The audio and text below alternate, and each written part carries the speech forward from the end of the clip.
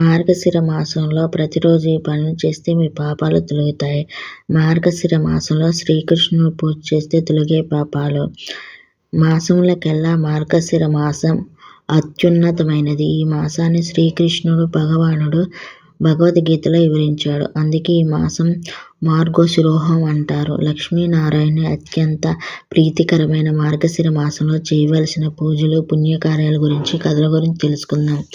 కృష్ణార్పణం. మార్గశిర మాసం వ్యాస మహర్షి రచించిన విష్ణు పురాణంలో వివరించిన ప్రకారం మార్గశిర మాస అత్యధిక సాధనకు అత్యున్నతమైనది. ఈ పనిలో శ్రీకృష్ణునికి ప్రత్యేక పూజలు. ఈ మాసంలో శ్రీకృష్ణుని పూజ చేస్తే అనేక శుభాలు ఫలితాలు అందుతాయి. ముఖ్యంగా చిన్ని శ్రీకృష్ణుని భజన చేస్తూ వలన శ్రీకృష్ణ కృప మనకు కలుగుతుంది. మార్గశిర మాసంలో ప్రతి ఒక్కరూ శ్రీకృష్ణునికి ఇష్టమైన భగవద్గీత పఠించాలి. ఈ మాసంలో గీత పఠనం ద్వారా సర్వ పాపాలు నశిస్తాయని పండితులు చెప్తున్నారు. మార్గశిర మాసంలో శంఖాన్ని తప్పనిసరిగా పూజించాలి. దీనితో పాటు శంఖంలో గంగాజలం పోసి ఇంటి నలుమూలగా చల్లాలి.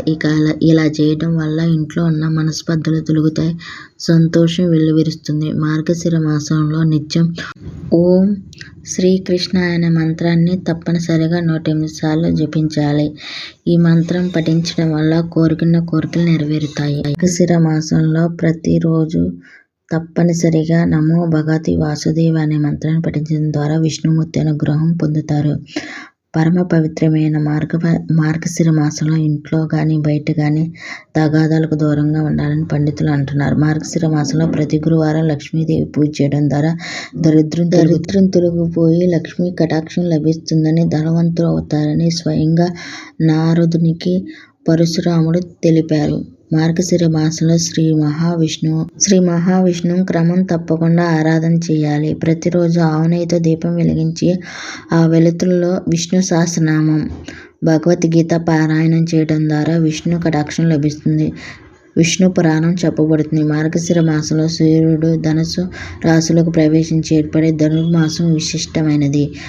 ధనుర్మాసంలో ప్రతి ఇల్లు ఆనందమైన ముగ్గులతో, గొబ్బెమ్మలతో కలకలలాడుతుంది. ధనుర్మాసంలో ఏకాదశి రోజు భగవద్గీత పుట్టింది. ఈ రోజు గీతా పారాయణం చేయడం పాటు భగవద్గీత పుస్తకాలు దానం చేయడం వల్ల మోక్షం లభిస్తుందని శాస్త్రం వచనం. ధనుర్మాసం మొదలయ్యాక వైష్ణవాలయంలో తిరువప్ప పేరిట జరిగే విష్ణుమూర్తి ఆరాధన అత్యంత ఫలదాయకం. ధనుర్మాసంలోనికి గోపికలు కాత్యాయని వ్రతం ఆచరించి శ్రీకృష్ణును భర్తగా పొందినట్టుగా తెలుస్తుంది. అందుకే ఈ వివాహం కావాల్సిన వారు మార్గశిర మాసంలో వచ్చే ధనుర్మాసంలో కాత్యాయని వ్రతం చేయడం వల్ల త్వరగా వివాహం జరుగుతుంది. మార్గశిర విశిష్టమైన పర్వదినం. దత్తస్వామి జన్మించినట్టుగా తెలుస్తుంది. ఈ రోజున చేసే నదీ స్నానానికి విశిష్టమైన ప్రాధాన్యత ఉంది. శీతాకాలంలో వచ్చే మార్గశిర మాసంలో దుప్పట్లు, కంబళాలు దానం చేయడం మంచిది.